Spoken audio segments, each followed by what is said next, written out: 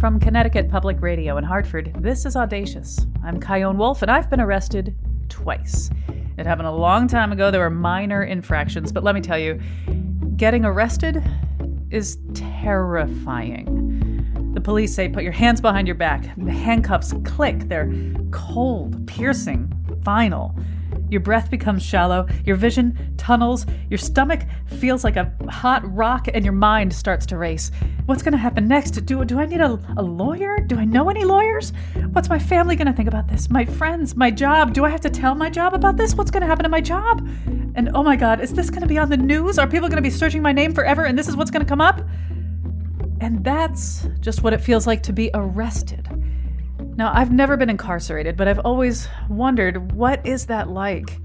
What happens when you have to leave your family? What happens to your job? Is prison anything like what you see in the movies? Those questions stayed with me so much that I found myself on the prison subreddit, a community on Reddit, the massive online forum where people gather to talk about pretty much anything. And then one day, a post caught my eye. So long story short, I'm a first-time nonviolent offender in Connecticut. I got a 2-year sentence. Any advice? From what I've been told by friends and family that are COs, they say that as long as I'm not gang affiliated, don't gamble, and don't be rude or disrespectful, then I shouldn't have any issues. Any and all advice is greatly appreciated, especially from ex-cons that serve time in Connecticut. That's the author of that post, Mike West of Uncasville, Connecticut. We asked Mike if we could follow him before, during, and after his incarceration, and he said yes. We first spoke with him in June of 2023, just 3 days before he walked away from his wife and his kids and into prison. I asked him about the moment almost a year earlier when he knew he was in a lot of trouble. At exactly 11:36 a.m., I got the knock on the door, and it was loud enough to wake me up because I was a night shift worker. And my wife got the door, and she came downstairs where I was sleeping at. She was like, the FBI is here to talk to you. I'm like, what? So I hopped right up. And they asked me about gun parts that I bought a couple years before that. And I was like, yeah, of course I bought gun parts. I was like, well, there's my gun cabinet right here. I have free range of it, not thinking I'm doing anything wrong because I always try to do everything right. And that's where it went downhill from there. Very long story short, in July of 2022, Mike was investigated during a federal probe into illegal weapon silencers. Authorities found discrepancies in his firearm records and discovered that he owned a ghost gun, a weapon he assembled himself out of parts. The state of Connecticut requires a serial number on guns like that, which Mike did not have. Initially charged with 43 gun-related offenses, he hired a lawyer. The prosecutor's office eventually dropped all but one charge, illegal transfer or purchase of a pistol or revolver, a Class C felony. Mike pled guilty and was sentenced to pay a $5,000 fine, serve 2 years in prison, and spend 5 years on probation. So, before Mike entered prison, I asked him, how did it feel when he first found out that he'd be spending 2 years incarcerated? Nauseating.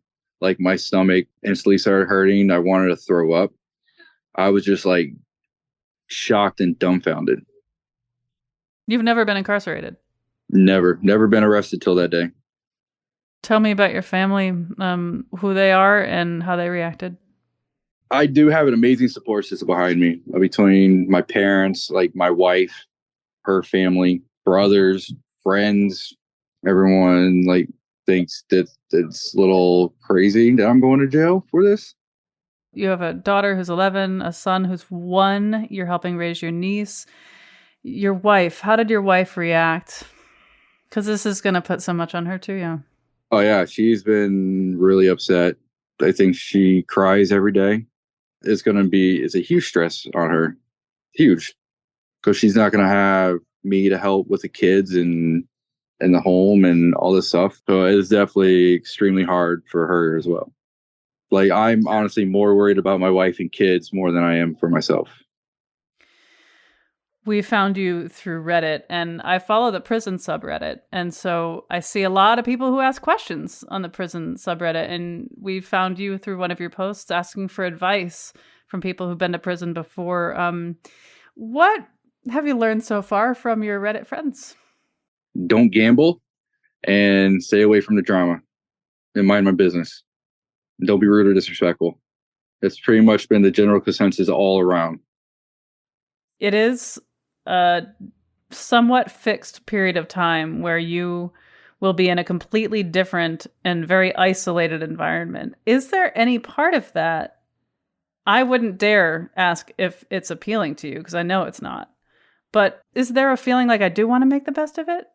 Yeah, I've heard there's a lot of programs and opportunities while being locked up where I could go possibly learn a trade or learn a skill or even take college classes. Work out? Yeah, oh, absolutely. Working out. And my plan is to read and work out a lot. Can you bring books with you? I don't think I could really bring anything with me.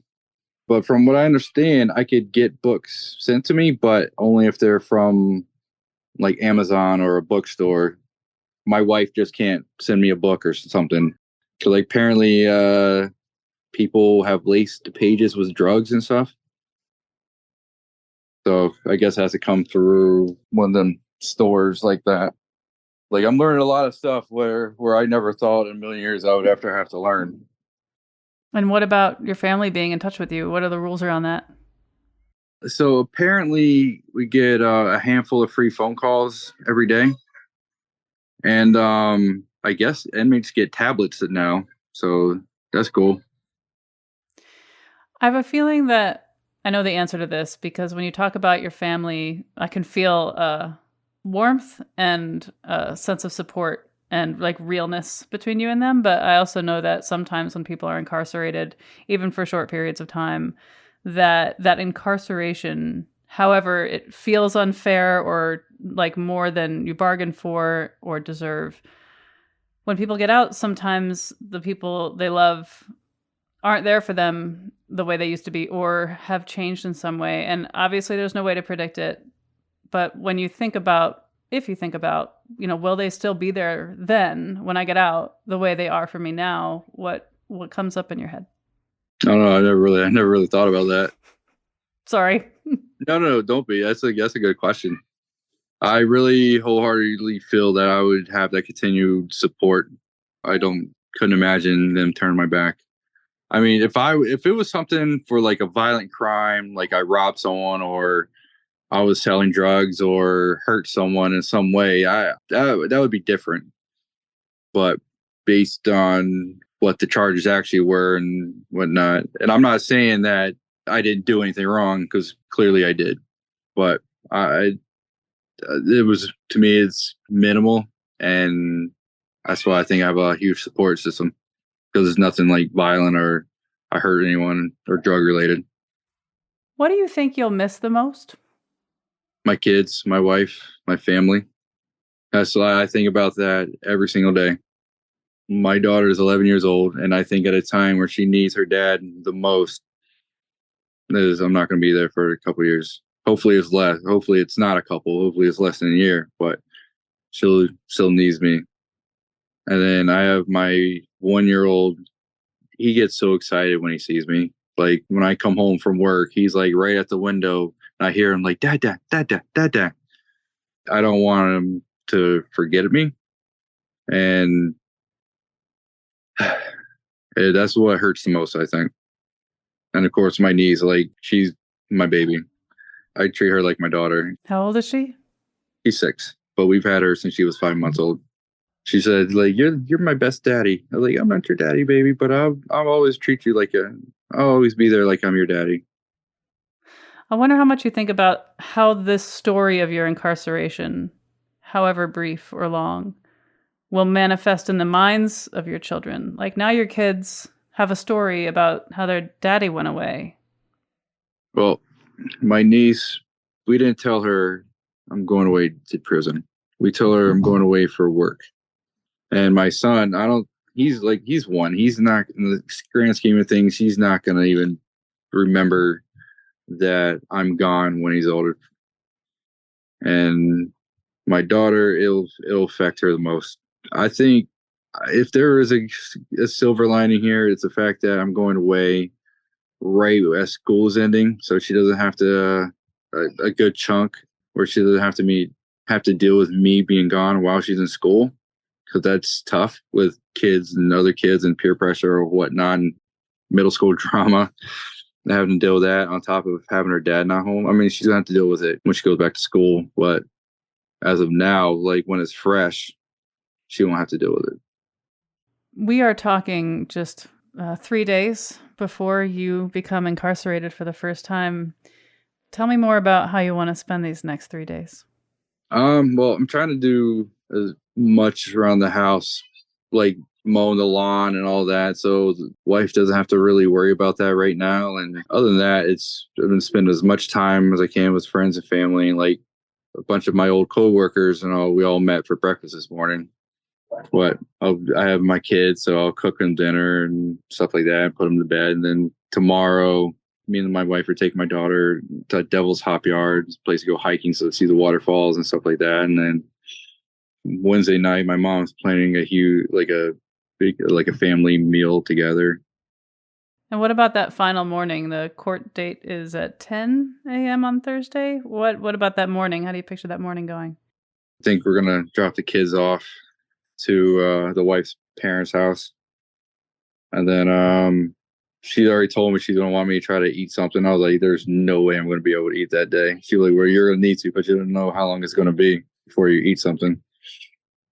So I'm getting my iced coffee, my last one that I'm gonna be able to have for a while, and then go to the courthouse, and that's it. Oh, I'm gonna make sure I take a good shower before I won't be able to anymore.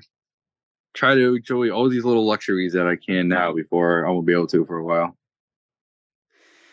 How do you feel about the idea of being so much more alone with your thoughts? I've always had good mental health, but within the past year, it's definitely taken a toll on me. So I haven't had thoughts of hurting myself or anything crazy like that. It's just more of like the what ifs that's really like bugged the shit out of me. And I try to not dwell on it because there's not really nothing I can do. So I think there's going to be a lot more of the same, really, but probably a little worse. Because at least now I could actually do something different to get my mind off of the inevitable. Where when I'm locked up, the inevitable has come to fruition and I got to deal with it. This is my Hollywood brain asking this question. Okay. It seems like a wild psychological place to be in, where you've been convicted of a crime and you are imminently about to be locked up for like a significant amount of time. And my Hollywood brain thinks, what if you just ran away? It would be so much worse than just 2 years. If I get in trouble for anything, even possibly if I get a speeding ticket, this whole deal could get thrown out, and then they could go after me and sentence me based on 38 felonies. And that's technically like a life sentence if you put the years together. Not worth it. No, not worth it. So if I would run, I'm dumb. Like, there's no way I could just hide out for many years, because I get bored and just, I wonder what's happening on Facebook or whatever. And then they nab you. Oh yeah, they'll nab me quickly. So it would not be worth it in the long run. Is there anything I didn't ask you about, or anything you'd like to say? Totally open floor. I don't know. Anything we haven't gotten to that you want to make sure you bring up? The only reservation I had by talking to you is I didn't want to paint it as some crazy right-wing extremist, gun-loving nut who getting thrown away, because I am not that guy. That's all I wanted. Just don't, I don't know, just don't paint me that way. Don't paint me that, because I'm not that type of person. I appreciate that. Thank you. I would love to ask you to record a message for yourself in prison. And I know you don't know how you'll be feeling really in prison. You have no idea. You have no idea. But when we connect again, it's a message I'll play for you. And so what comes to mind when I ask you to send a message to yourself in prison? What do you hope for? What would you like to say? I'm hoping that I come out stronger than I am now. I say I'm not worried, but I am scared shitless. I am scared mainly for my family, but a whole lot of unknowns that really scare me. So I hope that I will get it figured out and get it figured out quickly, and then be able to learn ways to never go back there again. Well, Mike West, thanks for talking with me. You're very welcome. I do appreciate talking about it. I guess it helps me mentally in the long run too. So I appreciate it. When we get back, we meet up with Mike in prison, 8 months into his sentence, and find out what has surprised him about the people he's met there. Some of the most violent people, or guys that had some of the most violent past, or been some of the most supportive. Then we meet up again, 6 months after his release. I'm Kyone Wolf. This is Audacious. Stay with me.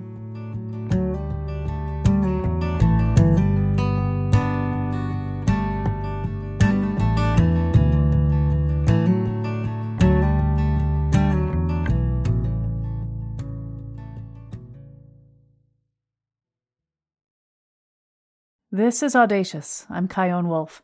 Mike West was a husband, father, and first-time nonviolent offender whose life took a sharp turn after a gun-related charge sent him to prison.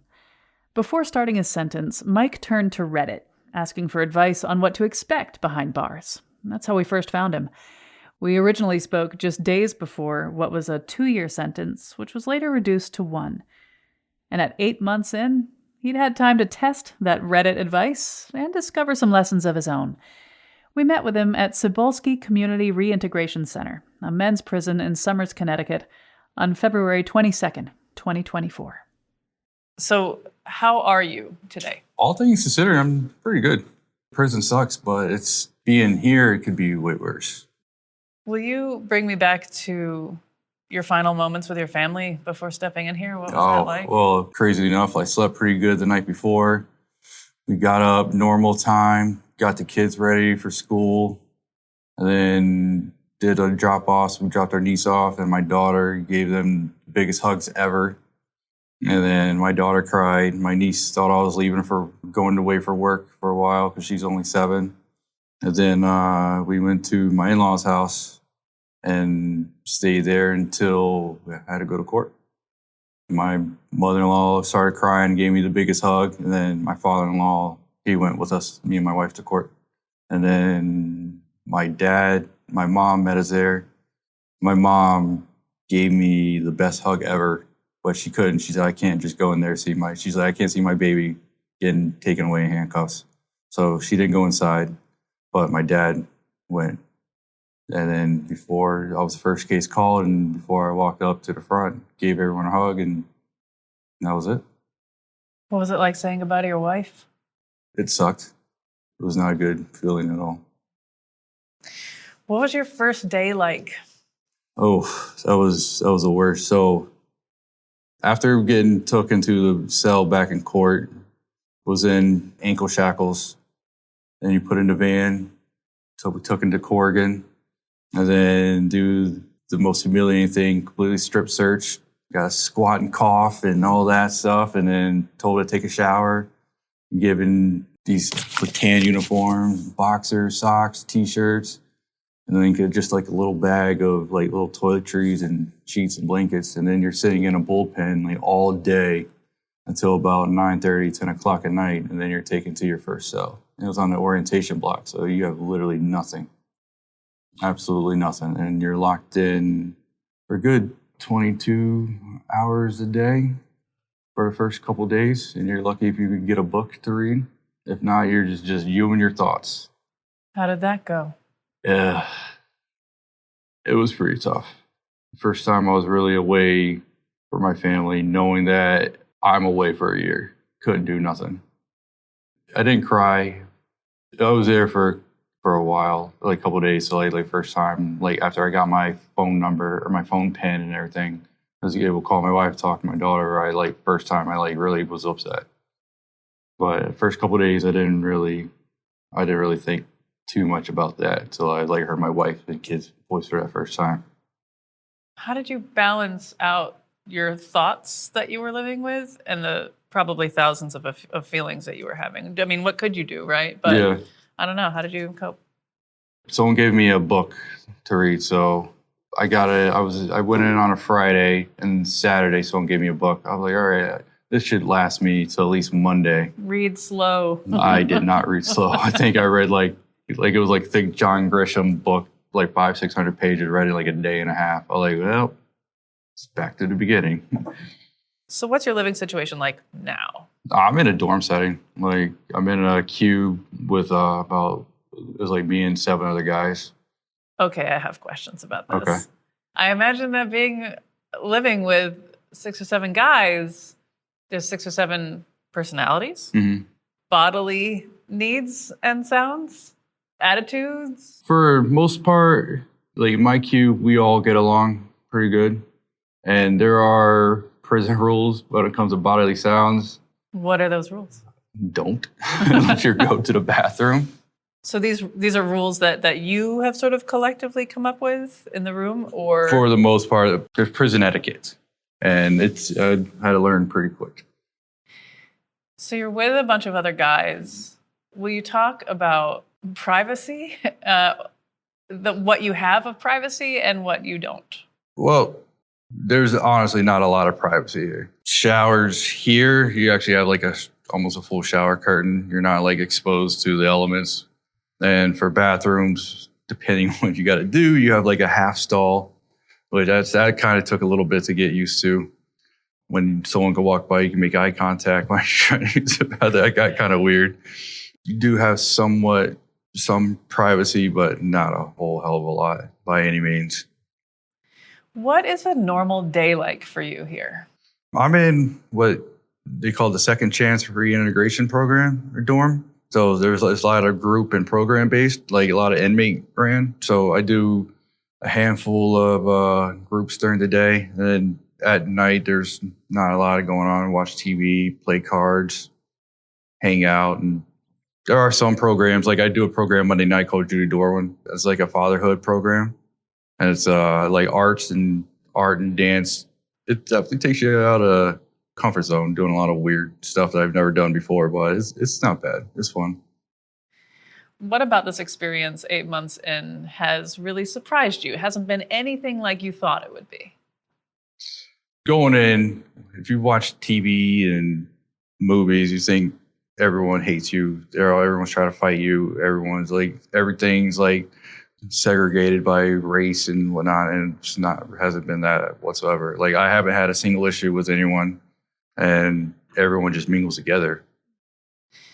When I think about going into prison, I think about people asking, what are you in for? Now, I understand that the people who work here can't and don't ask you that because it might affect how they treat you. Right. So that's a relief to know that they won't ask for that. But in terms of the inmates asking each other, either people who've been here for a while or people who've come in after you, is what are you in here for? Like the question that most Very people ask. common. Probably this is the most common question I heard. Like, what are you here for? Like before your name. Yeah. The first several weeks of what are you here for? What are you here for? What are you here for? And what do you say? Like, I'm here for a gun charge.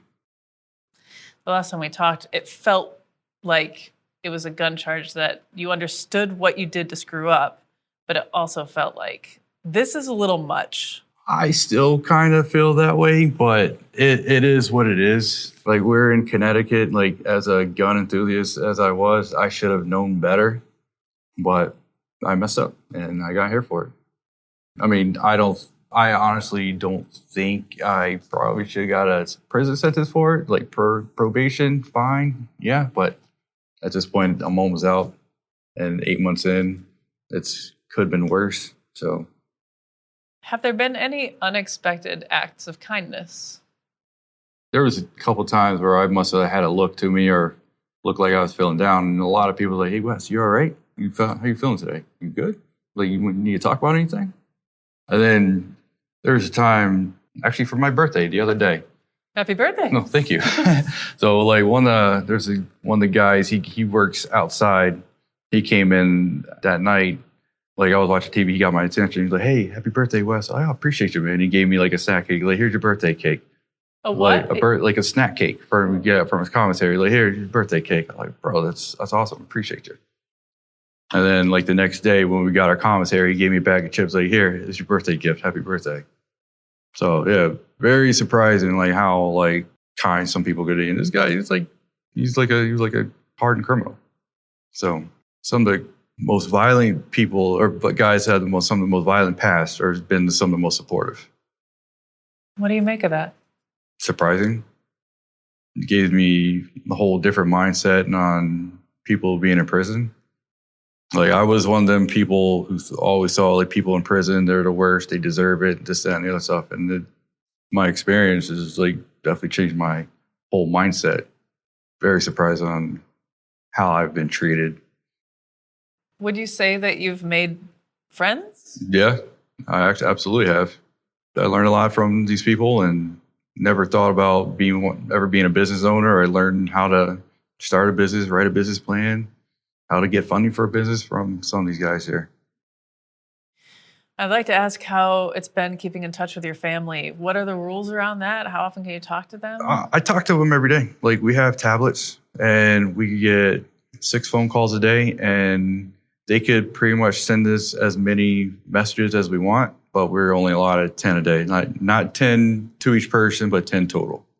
What's your access to internet like? We don't have free access to internet. How is that for you? It was definitely a change. Being able to have everything in the palm of your hand to nothing. And now it's like I'm not even missing it. It's been so long, I guess.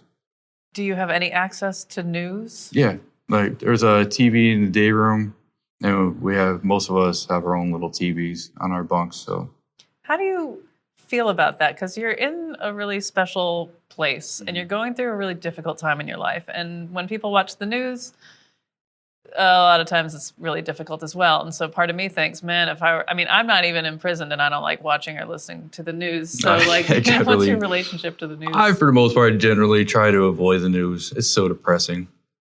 Like with the war going on in Israel and everything, it's like thousands more people are dead every day from it. And then everyone getting killed, sense of violence and throughout the state and stuff like that. I try to avoid it. What do people talk about in prison? Is it just sort of personal stuff? Is it the news? What do people talk about? It's a lot of personal stuff and a lot of stuff that I try to avoid talking about criminal histories and criminal stories. What are some things you miss the most besides your family? Because that's a given. Oh, me and one of my buddies, we have this talk all the time. All the stuff that we took for granted, like mowing my own lawn or doing stuff around the house. And like my garage still has a lot of boxes in it from when I moved in 4 years ago. I want to get home and clean it all out and stuff like that. Like the little stuff I can't do anymore. Like drive my own vehicle, drinking real coffee. Like the little things, like you just take for granted when you can't do it anymore. How's the food? Terrible. So bad. Can you give me a menu? Like describe it for me.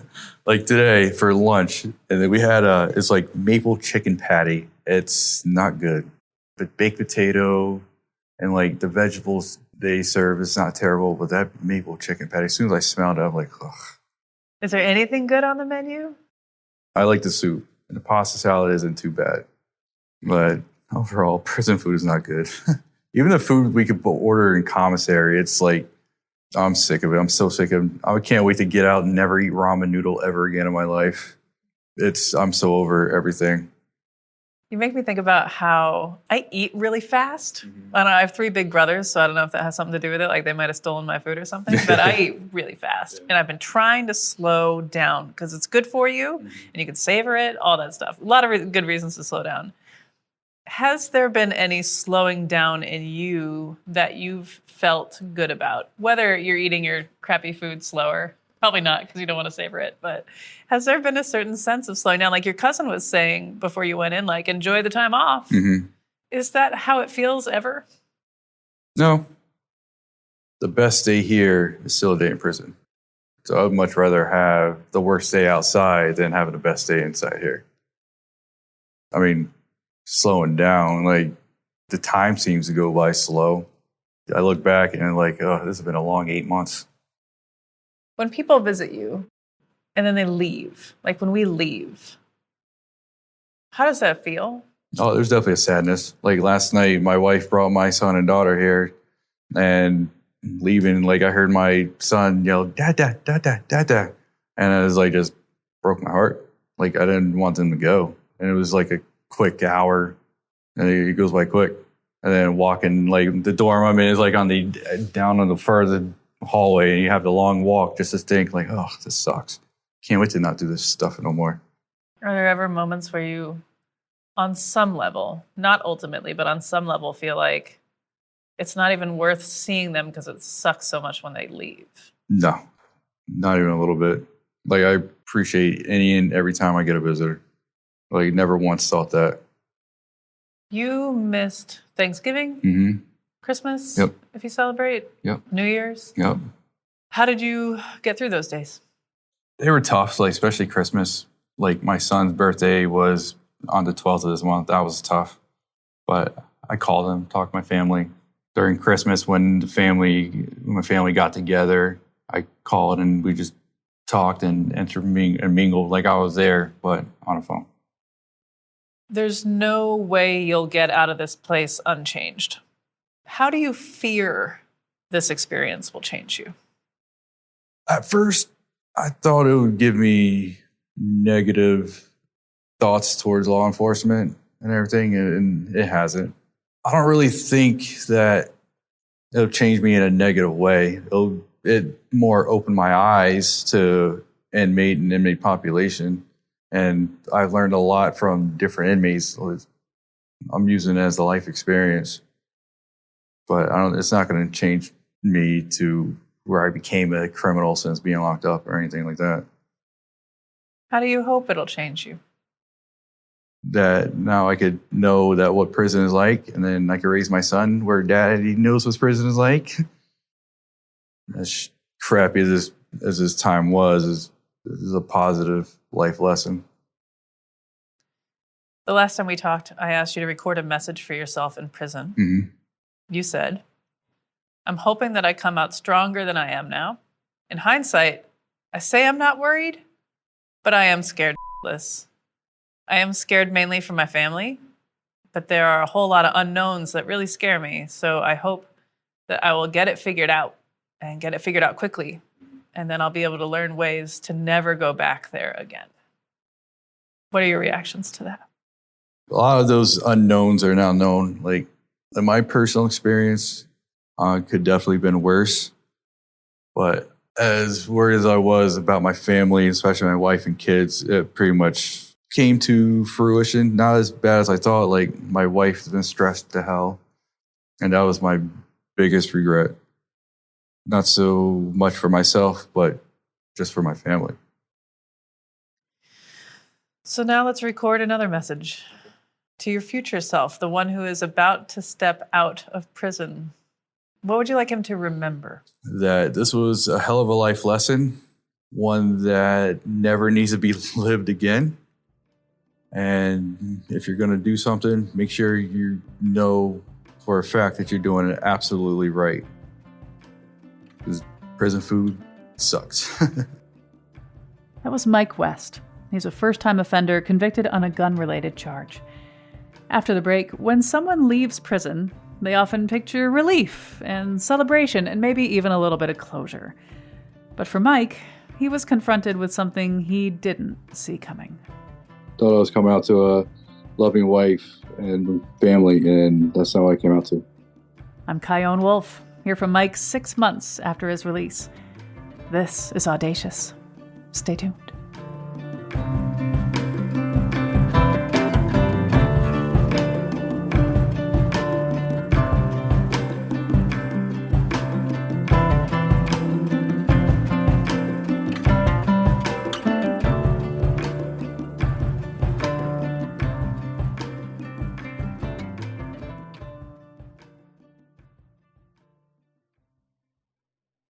This is Audacious. I'm Kyone Wolf. Sometimes leaving prison turns out to be just as challenging as going in. When Mike West got arrested as a first-time offender, he wasn't sure what he was in for. And after a year inside, when the prison doors opened, he also had no idea what he was in for.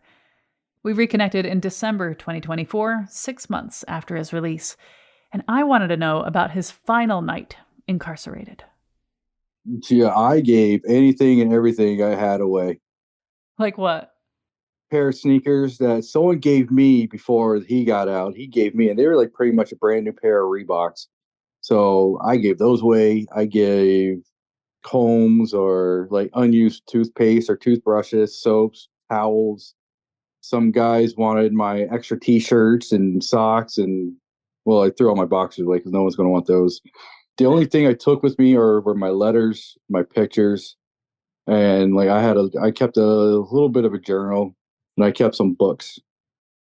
When you woke up the morning of your release, what was going on in your mind when you were waiting for the door to open? They don't tell you anything, so it's just a whole lot of, all right, when is this going to happen? When is this going to happen? When is this going to happen? But I was fortunate enough to the CEO that was down there that morning. He let me keep my book I was reading, so I just occupied my time reading. And finally, like when the transport officer came in, I was pretty excited. I popped right up. He was like, "You were waiting, huh?" I was like, "I've been waiting a year for this day." He started laughing. So while you've been in there, you got a wife, you got kids. What was awaiting you when you walked out of prison? I thought I was waiting a whole family, but that was not the case. Day I got out, the wife and my parents were there, and she was like crying and everything. And then everything seemed great. And I was like, we'll finally get to restart my life with my wife and kids and family and get back to everything. But no, life had different plans. Like an hour or two after I got out, she decides to tell me she didn't want to be married anymore. And I'm like, what the? Like I had my suspicions was going on, but I just thought that was my mentality because of hearing what other people were going through, and then made me wonder, all right, does this happen? And what do you mean by suspicions? Seems at times seemed a little weird. Like she would like not really talk during the on the weekends, and she would say, "Oh, I was sick," or "My phone wasn't working." And after like 4 or 5 weekends of her going dark, you start really wonder. So, but sure enough, like she had this whole other person that she would like started to get close to, I guess, early on after I went away. So they were having family time basically on the weekends. And yeah, I'm so sorry. it is what it is now. So nothing to be sorry about now. But I mean, you walk out of prison and you have an idea for how things are going to go, and they don't go that way. Not even a little. What else changed after you got out? A lot of stupid stuff happened. Like I broke my hand How? during 4th of July, not too long after I got out. Like my neighbors were shooting off fireworks, and my dog got scared and ran right through me as I was walking downstairs and fell down the last couple. So that happened, and then all the financial aspects of being away, and when you have a wife that doesn't really care about you as she claims she does, she just doesn't care about the money aspect either. She wasn't really paying any of the bills. Like I came out like 3 days later, had a $10,000 electric bill. I don't know how the hell that happened. So still dealing with that. One thing I was happy about is my old job quickly gave me my job back. That was been very much a huge help. When I hear you talk about what happened after you got released, I picture you in your house with your dog and your broken hand, Mm-hmm. sitting at the dining room table, and got a lot of weight on your shoulders that maybe you did not expect to have. How have you been taking care of yourself? What's been bringing you meaning and joy and comfort? My kids really like I get my kids at least 4 days a week. Usually every weekend and a couple days during the week. And so they don't realize it or not, but they've been like the biggest help. So I try to do the absolute best I can for them. Because if I'm not in a good space, then how could I be a good parent? You and I are talking 172 days after being released, 24 weeks and 6 days. We'll round up to 25 weeks after getting out. And inevitably, you've been out, you've seen old friends, you've maybe met some new people. When people find out or you tell them that you were in prison, how do you summarize it? What's your like nutshell when they ask why? Well, first, like a lot of people that didn't know that know me but didn't know what happened, they were like shocked that I went to prison because I've always never been the type to really get myself in trouble. But so a lot of people were like shocked. Then they asked like, all right, well, what it was like. I'm like, well, it wasn't like it was in the movies. It was terrible, but it wasn't like the worst. It was like you're in a forced summer camp with like 90 of your closest friends wearing PJs all day. You're in a large room, a lot of noise, a lot of different personalities, very little privacy. You had mentioned that some of the people in prison who you met who had really violent pasts Mm-hmm. ended up being really supportive to you in prison. And I think about when you left, you probably left a few people that you really cared about. Will you talk about, like, when you think of them, how that feels? Honestly, I thought I was going to be closer to some of these people than I actually am. It's nothing like personal against those guys. It's like I don't want part of that life. What, if anything, do you miss about being in prison? I guess the falsehood of thinking I was coming out to a different life. Thought I was coming out to a loving wife and family, and that's not what I came out to.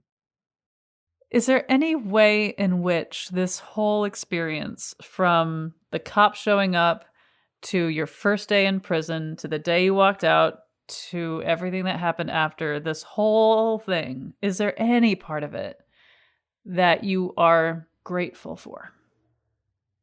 I kind of think that I'm better off without the now ex-wife.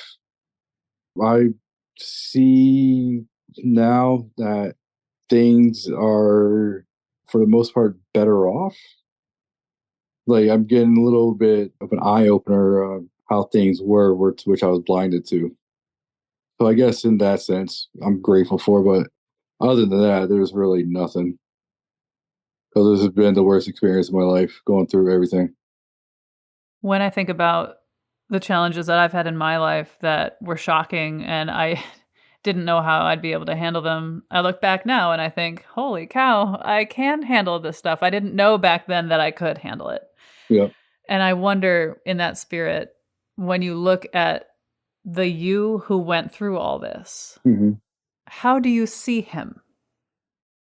I'm stronger than I thought I was going to be. Like if I had to go back, I wouldn't be scared. Like I absolutely do not want to go back. But I just think if I had to, if something, say the most unfortunate thing happened and I end up back in prison, I can handle it. How do you talk to your kids about what you've been through?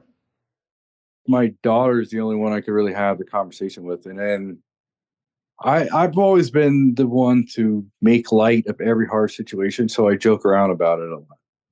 She knows what happened. She knows I didn't have a good time. She knows that's something that could happen if you don't do the right thing in life. But the other two, like they're still too young. There's this idea that we have about people who are incarcerated, Hmm. whether it's for a gun charge or murder or fill in the blank. Hmm. I was raised by a prosecutor, and so I grew up with all the stereotypes about people who are imprisoned, that you deserve it, and if you were convicted, you must be guilty. And it says a lot about you. You made those choices. Doesn't matter what you grew up in or what's going on in your mind. I was very much a little tiny prosecutor. And now I've grown and I realize there are nuances and there's always more to the story and it's not black and white. And so I wonder what you think of people who are incarcerated now that you have been one of them. Well, like you, I had the same thought process. You go to prison, you deserve it, and you're the worst of the worst. And now that I've been there and mingle with other inmates is definitely far from the case. So yeah, there's a lot of people that absolutely deserve to be there and don't ever deserve to see the light of day. But there are some that got messed up in a bad way, whether it was drugs or wrong place, wrong time, or even as far as other guys who are carrying guns. They knew they shouldn't have, but they live in places and are in situations where they have to protect themselves.